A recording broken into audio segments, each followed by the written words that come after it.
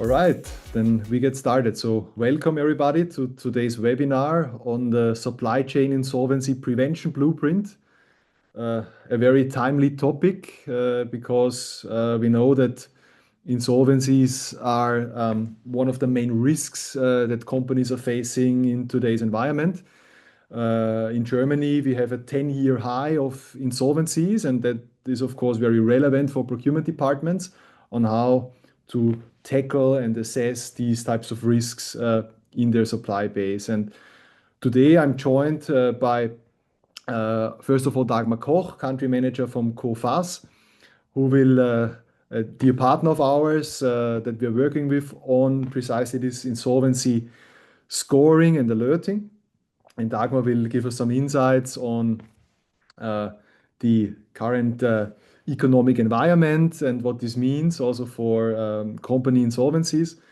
And then I'm also very happy to be joined by Verena Rausch from Vaillant, one of our customers, who is using both Prewave and Coface and will tell us a bit about how Vaillant is using these insights also in their day-to-day practice.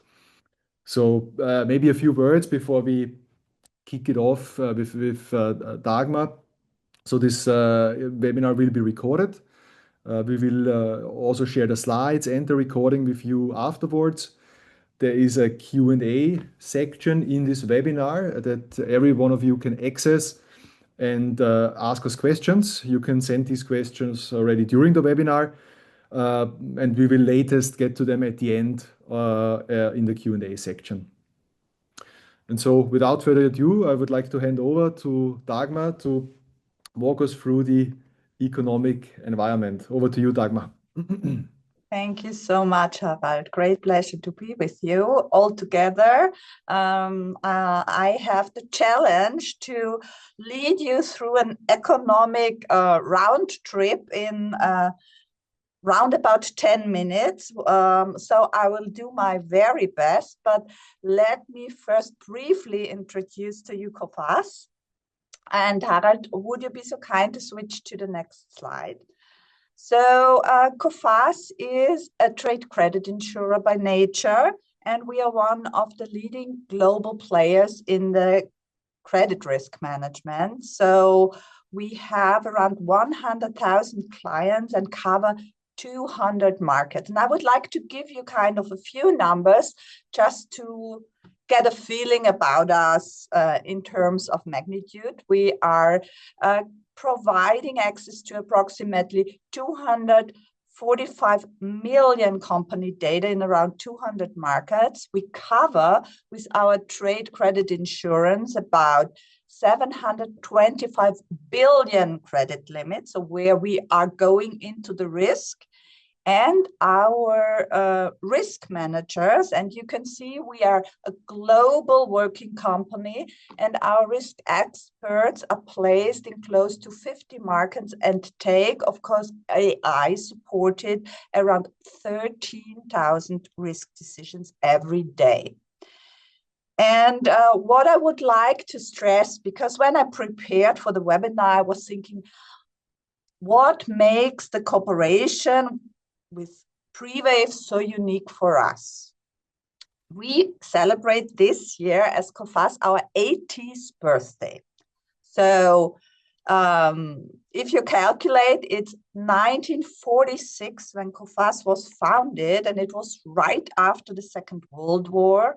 Europe was lying in dust and ruins, and it was then when the French state and many other states were considering what to do in order to rebuild the nations. And it was, of course, supported also by the Marshall Plan coming from the US, but also thinking about in these uncertain times with a lack of trust, how to rebuild this. And it was then when the decision was taken that we need to do something for trade. We need to do something to make people trust each other again and to make trade happen between countries.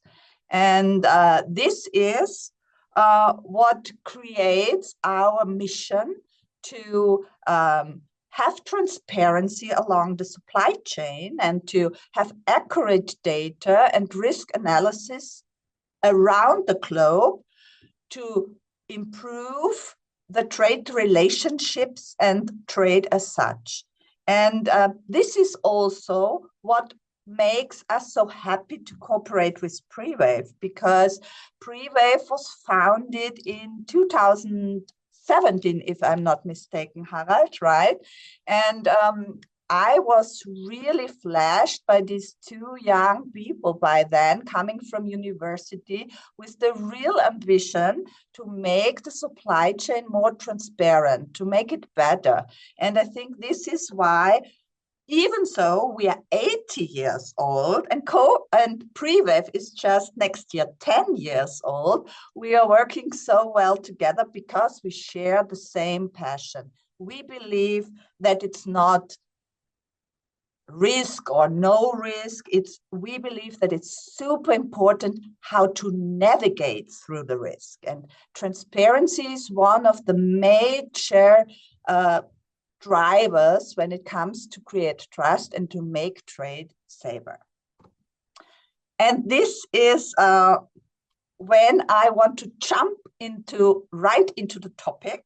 I have brought a few slides which shall give you a flavor of what is going around the world. And I think this is one of the most striking slides because it shows the Global Economic Policy Uncertainty Index.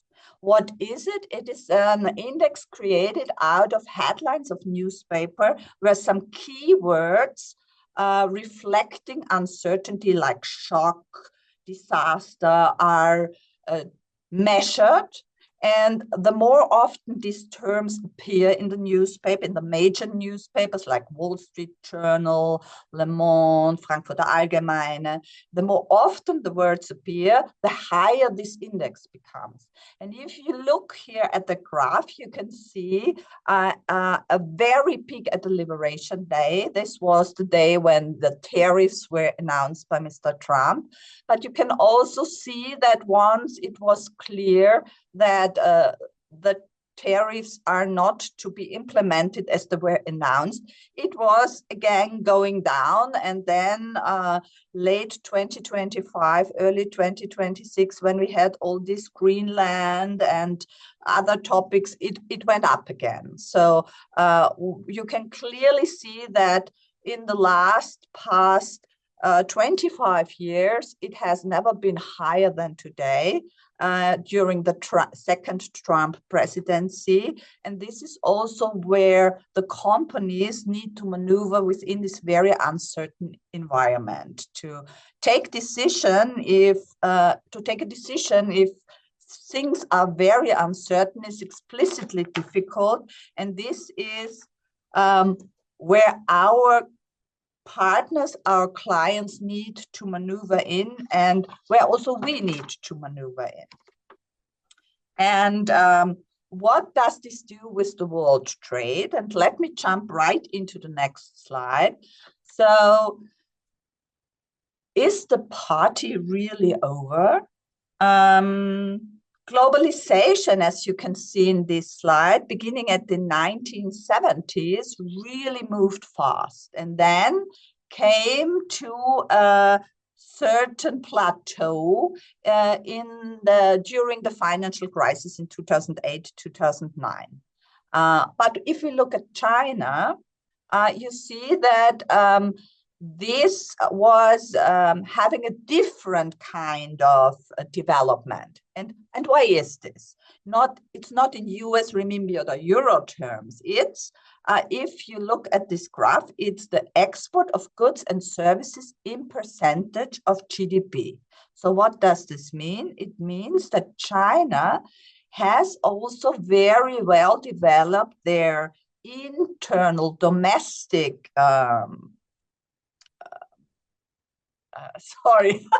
domestic business, and so they are less dependent on exports than they were in the past.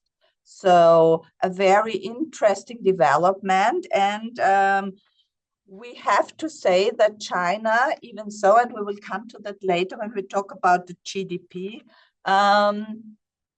is one of the major players now in the world, and gives us in Europe some headache.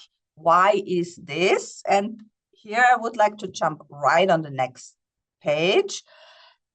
This is maybe the most concerning slide of my presentation. Because if you look at the blue line, you can see the producer price in Europe. So you see it's rising. It's now going down a little, but still it's rising. And the dotted line is the export prices. Whereas if you look at the producer prices in China, which is the green line, you see that right after the energy shock, it came down dramatically, the producer prices. And even more, if you look at the export prices, which is the green dotted line, what does this mean as a consequence? Chinese industry is producing cheaper and cheaper. And that makes European production less and less competitive. And the real risk is that Europe is becoming the dumping ground of Chinese products. And here, many voices say we really need to wake up in Europe and see what we can do against it in order to secure our manufacturing industries, be it automotive, be it machinery. The real risk is that China really controls the resources market and is able to also control their supply chain, which is a major topic also for Harald, for many of you listening, because they don't only own the resources, for instance, sell them earth, etc. They also have the manufacturing capacities, and certainly they have established even the transport capacities, meaning vessels. And this is really a dominance to be seen that should scare us in Europe and wake us up. Ignorance is not what we should use as a solution for that. Let me go to the next slide, which is the GDP and the GDP forecast. So what we see here is that we have despite, and I would like to start with the slide on the left-hand side. You see that we have kind of a slowdown in the GDP growth of 2.6%, which we're expecting for 2026, which is the lowest for several years, except the COVID special peaks. And where does it come from? If we look now on the right-hand side, we see the reason for it. And the reason for it, surprisingly, after all I've said before, is also connected to China. We see, if you look at the United States, more or less at the same level with 2.2, which should be rather stable and solid. If we look at Germany, we have here plus 1%, which looks good. But I need to do a remark here. Sorry, guys. It is also because of more working days. It's also because of some fiscal measures. So this is not to be sure to be sustainable. And if we look into China, where we see 4.4, you might think, wow, that's still good. What is she talking about? But for China, 4.4 is really a problem, and it's related to also the still shock that is in the domestic market from the real estate crisis a few years ago. So people who bought the flat, which is now worth 80% less than a few years ago, they are rather saving money, they are buying less, and this is really slowing down the Chinese economy, and this also reflects due to the pure size of economy, due to the overall worldwide GDP development. One of the stars is India. So even so, we expect that it's going down in 2026. That might be even too severe because they have just signed the free trade agreement with the European Union, and we see India really developing very fast and very, very good. So here we see a huge potential also for the future. And let me now come to what Harald already announced. Let us look into the insolvency. What is the development there? And you can see it, and Harald rightfully mentioned it. It's a really, really bad situation. We have had the worst level worldwide since 11 years, if you look at the left-hand side in terms of insolvencies. So it's really huge peak, and it's not coming from Germany only. It's really a problem that we see around the world. If you look at the right-hand side, it's not only Europe, it's Asia Pacific, it's North America. So every insolvency curve is going up. And this should concern us, but on the other hand, and now I would like to jump to the next slide. The good news is it's stabilizing in many markets. If we look, for instance, at Germany, we expect for next year only 1% increase, which is kind of a stabilization. And by the way, even so, we do not have the numbers. I've just recently had some talks with the Austrian KSV, and we also expect for Austria very much alike growth rates. Yeah, and you can see some economies even coming down, like Italy, Spain, Canada. So global forecast is that we will grow around 2.8% in insolvencies next year. That doesn't sound too bad, but you must imagine the level we are coming from is really high. So having such a high level of insolvencies to be stable or slightly increasing, it's not really the super good news.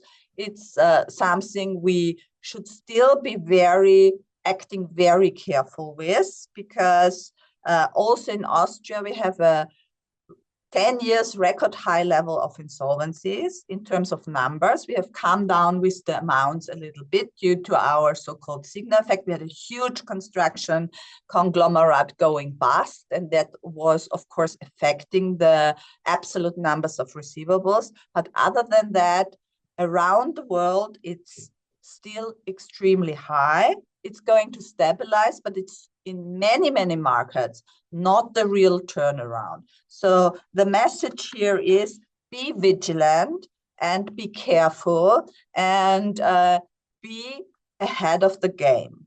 And now I would like you to see how we assess risk and how we finally come to our score. What we do first is we start with the country risk assessment. So 3 times a year, we look around the globe, we look at 160 countries worldwide, and we assess how dangerous it is or how safe to do business with or in these countries. And we have an assessment from A1, which is very solid, to E. E is rather a really big military conflict or a sanctioned country. So here in E, we would not even grant a cover anymore. Yeah. So this is the first assessment. And the good news is, because I also like to share some good news with you, we have had a lot of upgrades. So if you look at this slide, so red is downgrade, which is just one country, Senegal, and all the other countries, which is 6, which were upgraded, are, so to say, the vast majority. And this has been also continued 3 months ago. So we really see a tendency that we upgrade countries in the past half year, which is a good sign per se. If you look into the countries that have been upgraded, I would say it's so-so, because we have upgraded Cyprus, Chile, Barbados, and Barbados is a nice holiday destination, but I really wonder how much you have trade with Barbados. So let's see what is really relevant. I believe in terms of upgrades, it's Poland.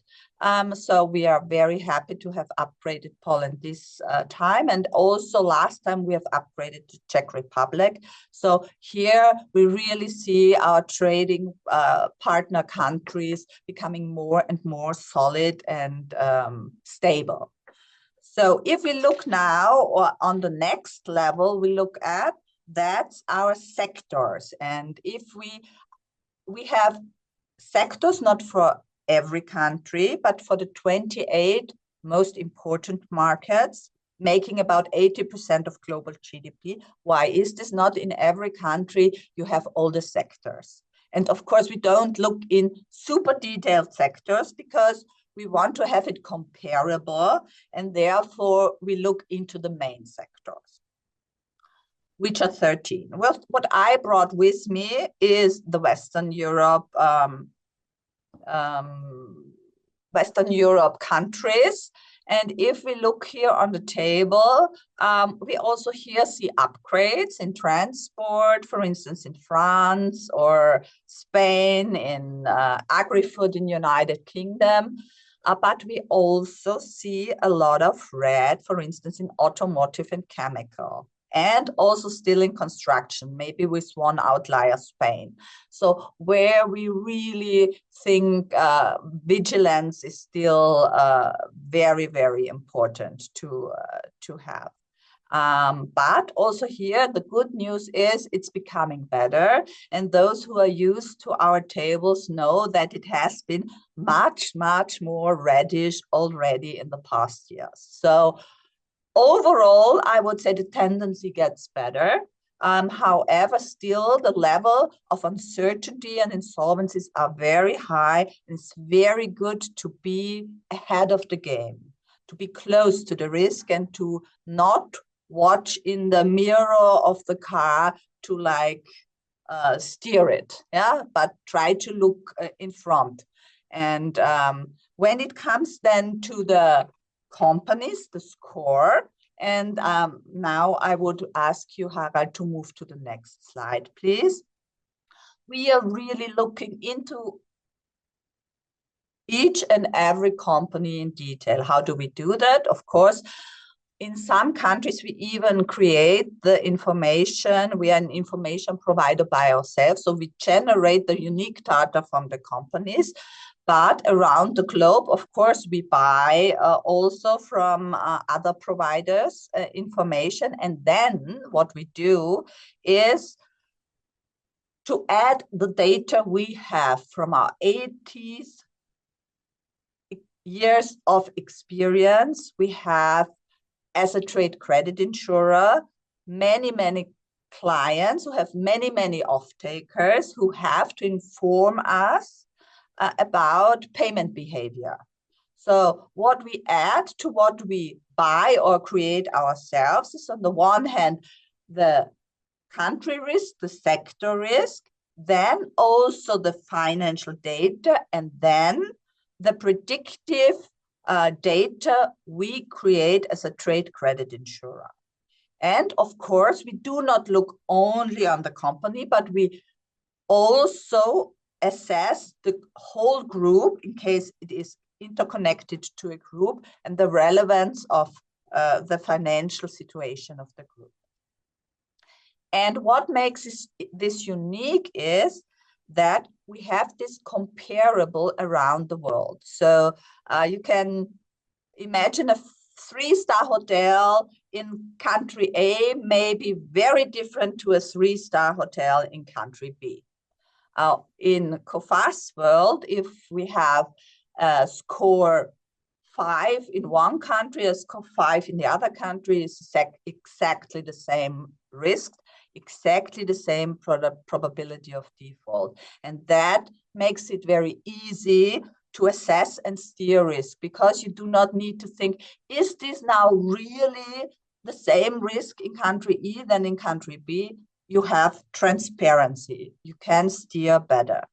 And what we also, of course, we have, I mentioned this before, 700 risk experts around the globe. They're close to the risk. They can get into contact with the risk. And whenever it is more complex, of course they do. And then we can understand the risk better. This is important because as a trade credit insurer, I say we are a trade credit information provider plus, because if we are wrong and we say, this company is good for 1 million, and we are wrong, we pay 950,000 euro. And so we better not be wrong. So this is what really drives us. Are we always right? No, I'm afraid, but we are really thrilled by becoming better and better and more accurate. And yes, of course, we support our risk people by artificial intelligence. Otherwise, we could not cope with the mass of data. But it's both. It's the both of two worlds, and I believe that makes us unique. And this is not our own opinion only, but we are also certified by the auditors, but also by the regulator in Europe and France. So finally, let's give you a look of how a Kofa score looks like. You see at the very right, this is a score 3 from 10, and you can see this is really red. So 10 is really green, super good, but 3 is really, please be careful. And we look at companies not only once a year, but as you can see here in the very small graph below, we look at companies whenever things change. And this can even be that the company by itself comes to us and say, listen, I have new financials, this and this happened, please look at me again. I believe you consider that I have developed positively. Often, really never a company comes to us if it develops negatively, honestly. So we are really close to the companies. We are not looking at them only once, but really whenever there is a trigger, be it an alert of late payment, of media, whatever, news, we are looking at the company again and again. And this is what I believe is a big asset for our customers, because they can not only use it if they want to onboard new customer. It's even as important if they want to evaluate a new supplier or search for alternative suppliers. And this is also where we work so well together with Prewave. And in general, it's not only when you choose a partner, but also when you want to monitor how solid your supply chain is, to monitor your portfolio.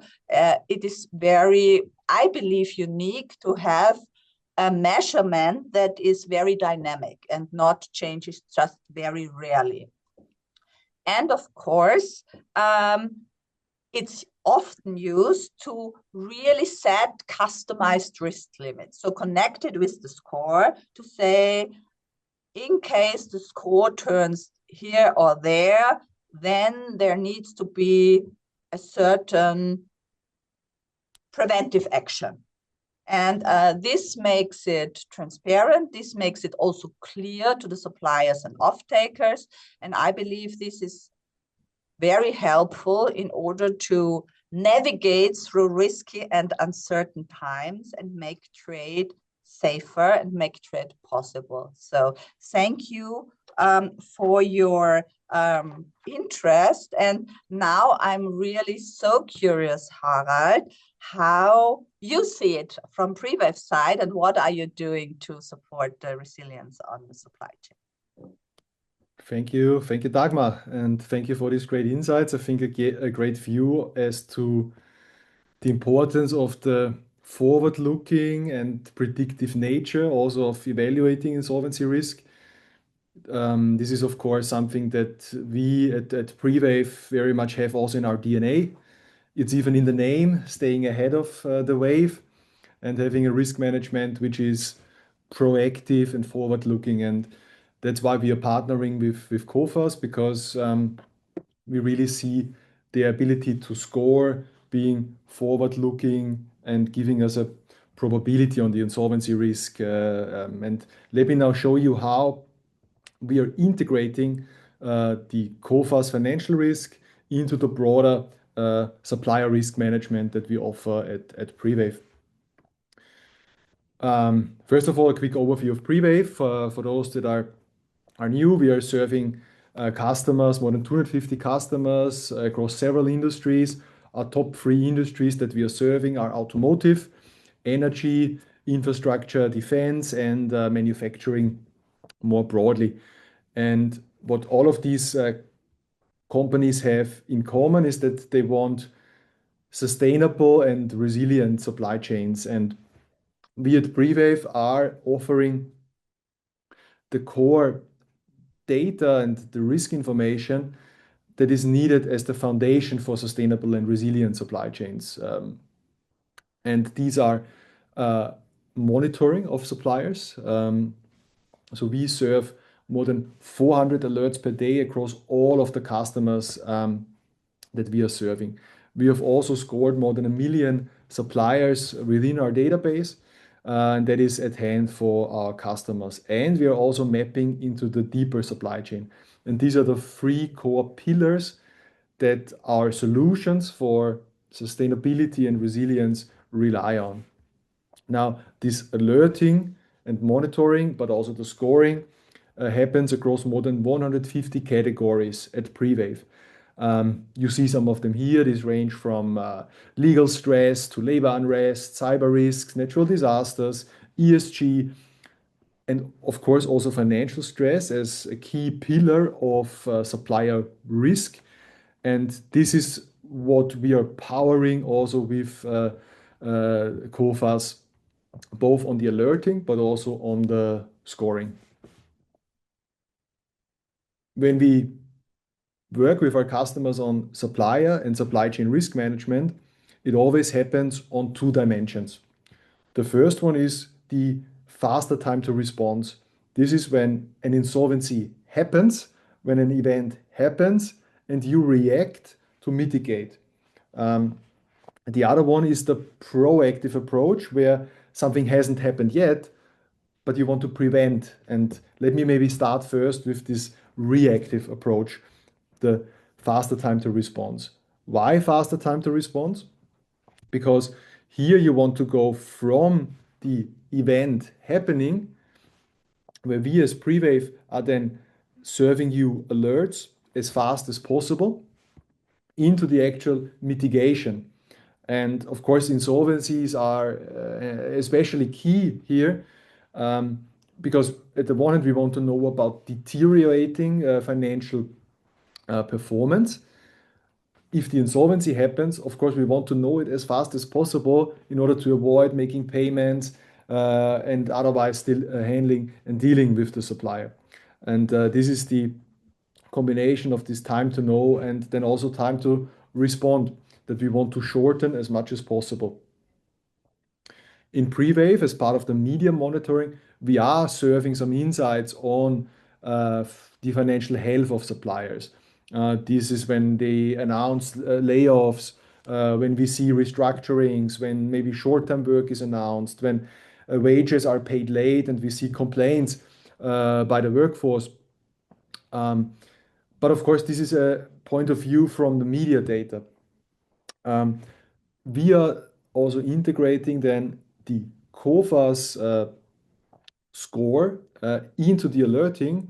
What you saw earlier from Dagmar, the change of the score, which Coface is updating regularly, also reflects into alerts. So in the same way that a customer might get an alert on an earthquake or on a cyber attack at a supplier, you get an alert if the score decreases. In this particular case, decreased to 0, which is the insolvency event. We have here a case study from a supplier we are anonymizing here, but this is a real case highlighting the importance of using here the Coface alerting in addition to the media alerting. In this particular case, the media reports on this particular company filing for insolvency happened on the 6th of November. The Coface alert on the Coface score dropping to 0, we received 2 days earlier, but we already saw a deteriorating performance and a deteriorating score also months in advance. And this gives you a head start over just relying on news, and certainly also over other providers using mainly the annual reports as the main information for financial scoring. So this is the alerting, and imagine having here a cohesive alerting across all of the changes in financial health, but also insolvencies across your hundreds, potentially thousands of suppliers. But we also talked about not looking into the rearview mirror, but looking ahead and preventing risks from becoming a disruption. And this is when we need to be proactive. And when we want to be proactive, we need to work with the scores. The key question around resilience and proactive resilience is, of course, where and when do I act? Because the incident has not materialized yet. It's just a risk. But still, I want to act. I might need to find an alternative supplier based on a high insolvency risk. I might need to increase stock levels, take measure to ensure the credit risks. All of these options I have, but where to take them? It's easy when we have 50 suppliers, but what if we have 5,000 or 10,000 suppliers? And this is where the Prewave system also helps you to find these spots obviously across the many risks that we are covering, so across the 150 categories. And already some time ago, we started here taking these scores to the next level by enabling them as what we call probability scores. The probability scores, which we have in the platform today on floods and earthquakes and wildfires and a few other topics, this we have also added with the Coface score on insolvency, because Coface with the Coface score gives us not just a value, but it gives us a likelihood of default or a probability of default. And that is something we can use in risk management calculations to highlight where the most risky suppliers really are and where you should take action preventively. And I will show you a case study on that in just a second. But before I do that, maybe also a final screenshot on how it actually looks in Prewave. So this is a supplier profile page within Prewave. We have anonymized here the name of the supplier, but what you see here is that we integrated the Coface frame. So if you are working with Coface information within Prewave, you see here the frame where you can download the URBA 360 full report, which is the PDF report with all of the information on that supplier and the associated credit risk. You also see the Coface score and the insolvency probability. And the Coface score also feeds seamlessly into the 360-degree scorecard. And we can even see here also this score development over time within Prewave. So really a seamless integration of the both Coface scores, but also alerts into the Prewave platform. And now to answer this question on how do we now take decisions proactively for suppliers, I have brought a final case study from one of our customers, Koch. And what you see here is at the center the Prewave risk matrix. And you see here in yellow one supplier that was at a higher risk. And in this particular case, it was actually a higher financial risk that we highlighted at that supplier.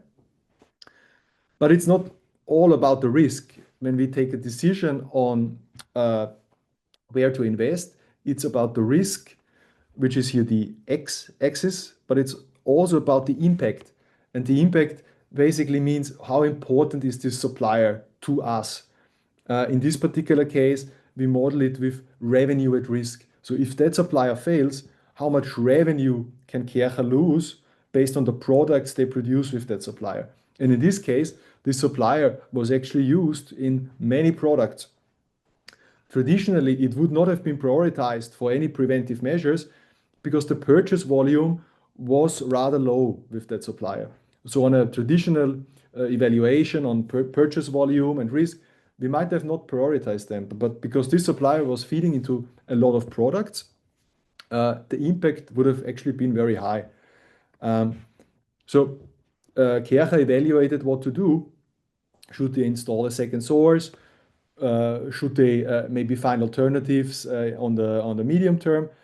In this particular case, they realized that actually due to the low purchase volume, just adding a bit of more stock with that supplier was very cost effective. So just by investing 12,500 euros per month into additional safety stock, they could reduce the revenue at risk by 5.8 million euros. So a clear ROI for a preventive risk measure that's taken based on, in this case, a higher insolvency risk.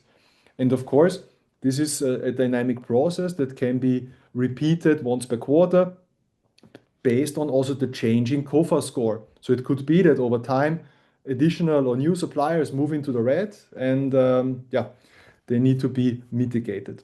But this is one example and on how risks can be tackled proactively. And now, without further ado, I'm also very happy to hand over also to another case study, one that's also very, very relevant for today, because Vaillant is using both Coface and Prewave, also in combination. And yeah, for that, I'm very happy to hand over to Verena Rausch, Group Purchasing Risk Manager at Vaillant. Welcome, Verena.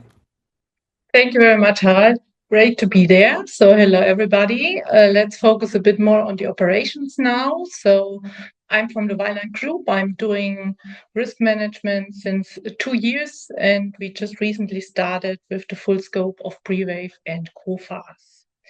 So for those who don't know Vaillant, let me give you a few more information on the group itself. Next slide, please. So we see ourselves as a part of the solution for energy. So we are the world market leader for central heating appliances. We look very much about energy saving and environmental friendly things. So we are the leader in gas condensing boilers, and we target the same for heat pumps. And we have a very strong service network. And we are very strong European-wide, but also in Turkey and in China. And yes, also for us, digitalization is the way forward. So we also have a lot of digital solutions for our products and services. Next slide, please. But it's also important to understand why we do risk management and how we do it. So we are present in over 20 countries and we do business in over 60 countries. And we do that also with different brands worldwide. So that means we have a very broad network of suppliers and also customers.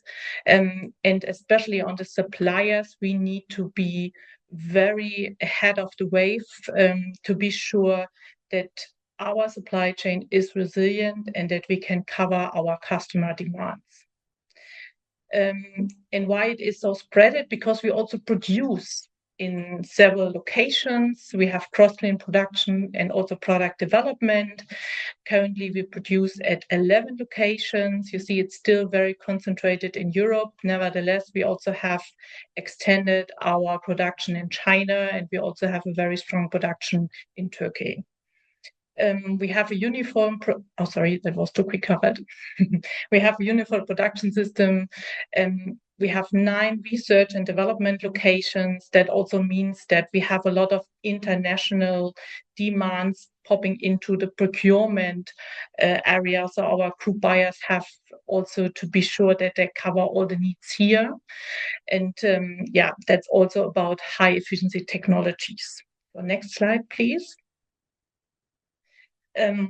Just to give you a flavor of how big we are, in 2024, we had a sales revenue of 3.2 million euros, coming from on top 3.8 in 2023. So also, as all of us in the HVAC industry, we could see a positive growth when COVID started, and then we was hidden in 2024 with all the VUCA topics that were popping up, and we're quite busy also in the risk management area, like I suppose for a lot of you as well. But I think this is enough to Vaillant. Let's jump into risk management. So what do we do? How do we structure ourselves? We belong to the strategic procurement. That means we that are 3 full-time employees, we focus on risk management, where we cover the strategic risk management, so the way forward, focus areas, specific incidents, preventive measures, but also the daily monitoring. So we understand ourselves not only as provider, but also as a proactive monitorer. So we look daily into Prewave and proactively work with the alerts there. That is done by my colleagues from Slovakia, and I'm located in Germany. But without them, the risk management would not be effective, honestly spoken. And we also consider sustainability in our areas. The sustainable procurement is part of our business. As we can see, the sustainability and resilience in the supply chain are growing together. As I said, we are international, so we have 2 ladies in Slovakia, so we are having the full girl power here in this team. And we worked already in the past with tools. So before 2026, we had dedicated tools for risk monitoring, including financial health in place. And we also had a separate tool for the LKSG, the German Supply Chain Act, in place. For those who don't know it, it's the local German solution for the CSDDD, and it covers the whole supplier base and is mandatory for all companies with a certain level of revenue and employees with headquarters in Germany. And so we were quite busy keeping those tools up to date and also to bring them into connection, and we also struggled with that. And so we had a look to Prewave. We did a pilot there, so we really took time to learn about the tool and to see if a switch would bring the added value that we were expecting, because changing a tool, all of you who work with tools know that is a lot of work. So we decided then last year, September, that we will switch to Prewave, and with Prewave also to Coface, because we were looking for a strong financial information provider, and we were convinced that Coface is a good choice. So we did that. We are now live since January, and we are, like I said, daily working on this platform. But what do we do for financials? So let me show you our activities there. Next slide, please. When we look on our risk management framework, so how we understand risk management on Vaillant side, we talk about the FORMESC risk radar. So yes, an internal appropriation, but I brought you the solution on the slide as well.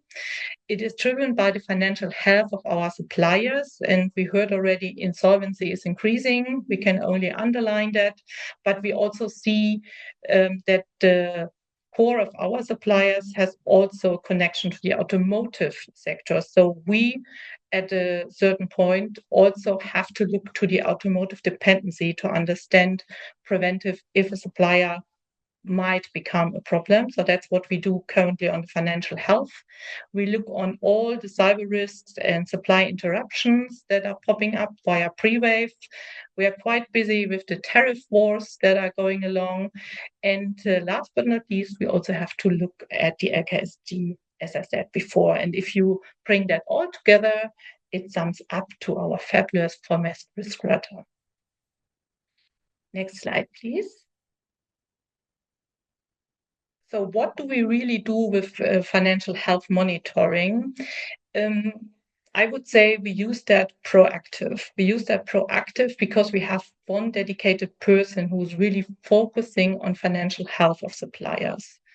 And we continuously monitoring that. And if a score is dropping below our critical threshold, and we decided that the critical threshold for us in Coface is everything below 4, we get immediately active. Immediately active means we get a direct involvement from the group buyer. We block an action and we track it further. And yes, that is a lot of manual work, but it's totally worth the efforts.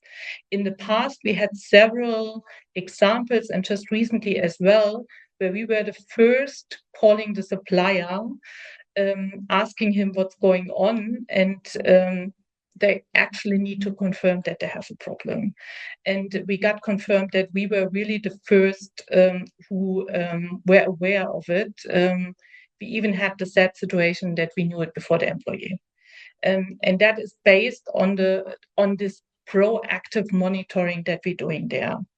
But we also bring that into the structural report also to get the internal buy-in from our group buyers. Yeah, so it's quite annoying if you get over and over requests from the risk management team asking you to call your supplier because of financial health issues. That's not the nicest call you want to have.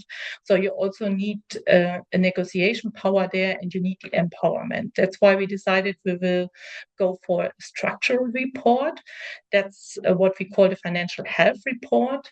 That's what we're doing on a monthly basis. So once a month, we have a look to all Coface in Coface ratings. We download them from the system, and then we prepare a quite specific report with a traffic light logic where we show where we see risks, if there are already mitigations in place, how they look like, and where we have still uncertainties and where we definitely can say there is no risk, due to several reasons.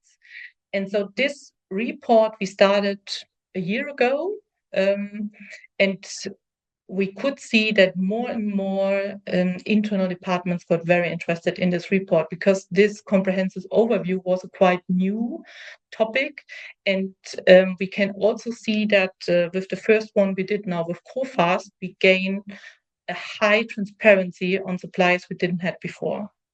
And those suppliers we didn't have before were mainly ones we couldn't cover with the former financial provider because their assessment was not done before. So that was already seen in the first report that we've done this year, that we get the coverage we needed, especially when we talk about Chinese or Turkish suppliers. And what we also connected is the automotive dependency. Why? Because we believe when supplier has a strong automotive customer and this automotive customer has a turnover share of this supplier of more than 40%, this supplier will become a problem when the automotive industry goes down. And so this was something that we investigated in, and we also created our own dependency score on that, and we connected that to the financial health report. And the cool thing was we also were able to add this individual score into Prewave and connected that to the overall score of the supplier. So what it brought us is really this one centralized information where we could see all the risks that we are currently monitoring and gather with that a full picture of the supplier. And so this is something that we do on demand. We mainly focus here on our serious suppliers. That is the decision we've been taking, because the serious suppliers at the end are the ones that might block productions. It's most probably not the indirect ones. That was also shared with the management, and we very intensively tracking that. And the tracking, from my perspective, is also the game changer. Creating Excel sheets is annoying for everybody, but people are used to that. But if you're not tracking, if they don't feel like, okay, I will need to defend my decision, those Excel sheets are not taken seriously. So we are very behind this tracking and do that on a regular basis. And we could really see that this was a very positive development over the last years. So when we decided for the new tool, we also reflected ourselves and were asking what are our demands. And I put our demands on the next slide for you. And I can also explain you why we took it. So when we were talking about financial information provider, we also tested a few last year. So we said we will not jump from left to right. We want to be sure that it is the right decision. So we had basic demands, like we want to have a global coverage. I want to have included China and Turkey, and I don't want to get old data from 2023 or 2022. That's not helping me in this high volatile world. I needed to have up-to-date financial data. The experience that we had were that the other providers that we tested didn't have the chance to make up-to-date financial data reports for us. So they were relying on public information, and so they had to wait until the next public information were there. And that was a challenge for us because we have a lot of small and medium-sized companies that don't need to publish.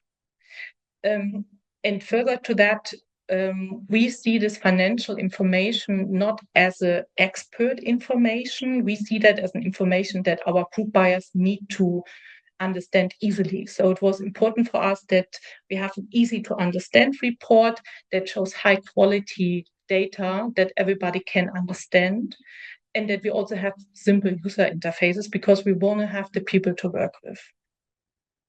That were our basic demands, and then we also had our experience on the workflow. Yeah, so we need to have an option to connect suppliers with the financial information provider. What we mean with that, especially the small and medium-sized suppliers, normally are open to share, but other information providers are not interested to get this information, so they don't accept that suppliers get in contact with them to share and to even improve their score. Yeah? So that were an important topic, and also important for us were that we were not involved. It needed to be an objective assessment. We also wanted to have that integrated into the risk management tool, and it needed to be a simple integration that works and that has a high performance. And we also needed to find new suppliers easily, because we're not only doing the monitoring for existing suppliers, we have it as a mandatory rule that any new potential supplier also needs to run through financial check. And so we continuously investigating for new suppliers in the financials there. And so we needed to have a platform that allows us to do that. And as we decided that we will not bring prospects into the Prewave world, we use in parallel the Urba platform. And the Urba platform is a quite easy, simple, very straightforward user interface that allows us to look for our customers. It's offered by Coface as well. And we use that on a continuous basis for our new suppliers. And all that I've just showed were fulfilled by Prewave and by Coface. And so that gave us the feeling that this is the right choice. And up to now, we have the feeling that we really took the right decision.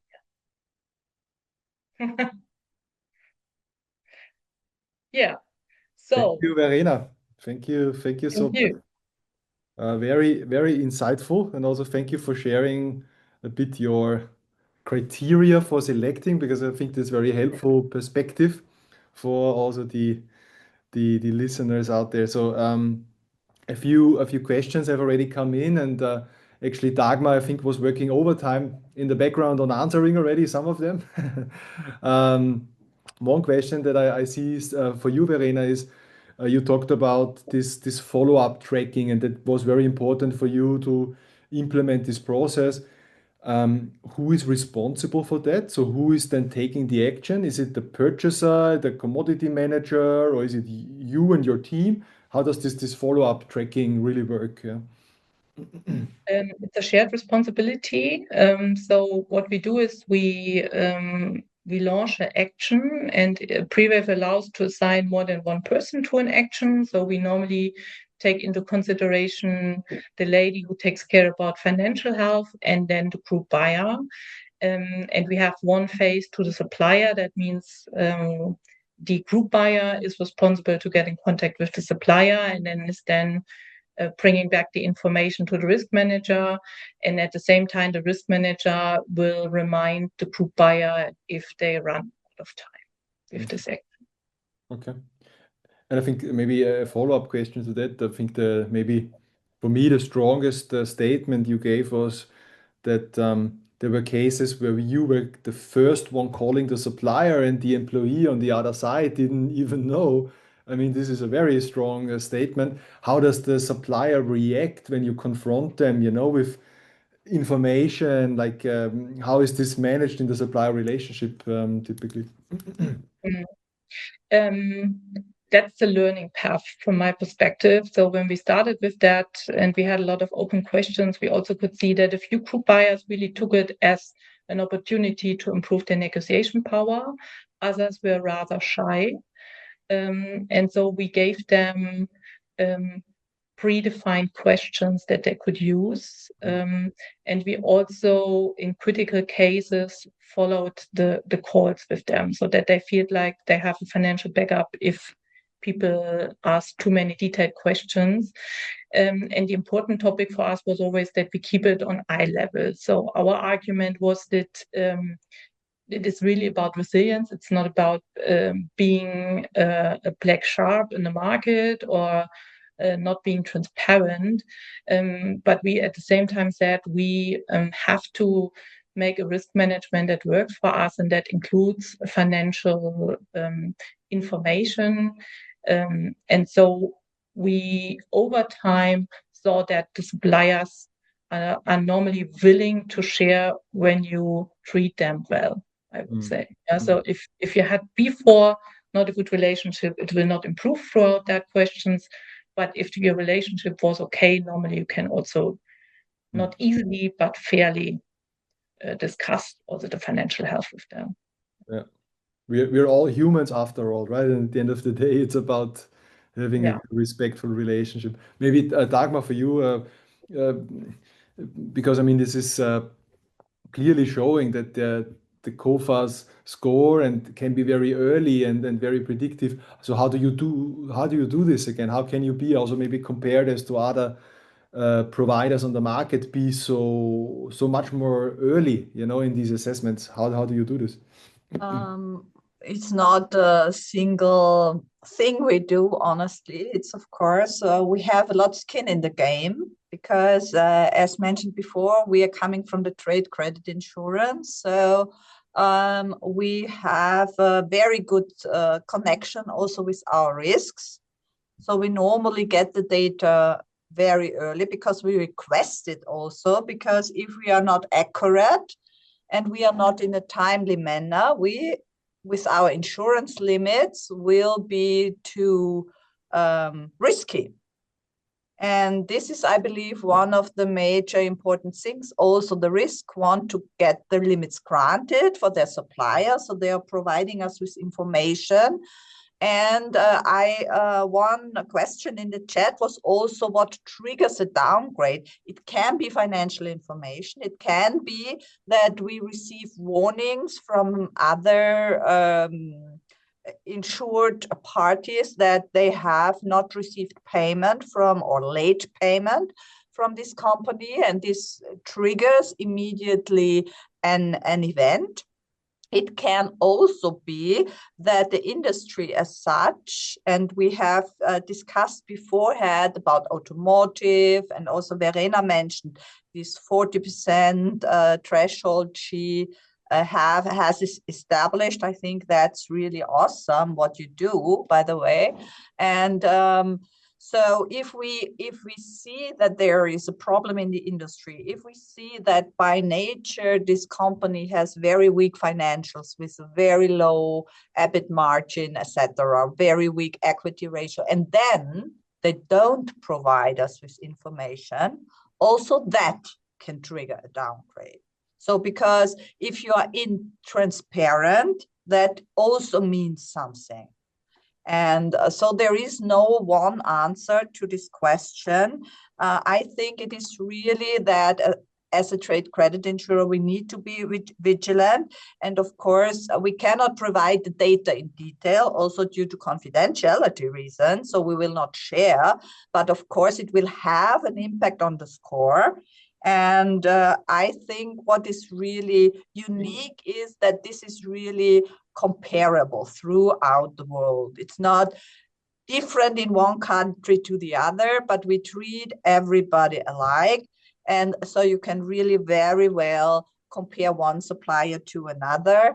And what I'm also proud of is that's very easy read, because many companies have a lot of data. And I think, by the way, it's also one of the strengths of Prewave to make it digestible, because it's the one thing to have a lot of balance sheet data, and the other thing to interpret it right and to figure out what is important to steer my company. What Verena did so well in saying, and this I consider really critical in order to assess. And I think here I want to add value also with our solution, because I believe it's really key with all the complexity we are facing, especially in the SME sector. Yeah, so many regulations, so complex, so uncertain. Yeah, the tariffs, everything is getting more and more complex. It's our mission to make it easier for our partners to assess. Thank you, Dagmar. And yeah, I think it makes perfect sense that the fact that you are really using these assessments internally to take trade insurance decisions on is the best quality assurance that there can be, right? So you are the consumer of your own information. So yeah, I think we are already almost 10 minutes over time. I would like to thank everybody for participating. I would especially like to thank you, Verena and Dagmar, for joining us and sharing the insights. I think it was a very useful. We have also here a comment. So yeah, thank you very much for taking the time.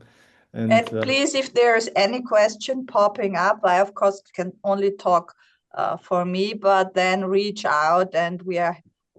I believe everybody's smiling here from the podium. I think we are happy to answer it in writing or as a follow-up. Yeah, so we will share. Thank you for being such a great host. Thank you, Dagmar. Thank you, Verena. We will share in the follow-up again the slides, the video, and also the contact information. So yeah, thank you very much and have a good evening. Thank you. Bye-bye. Thank you.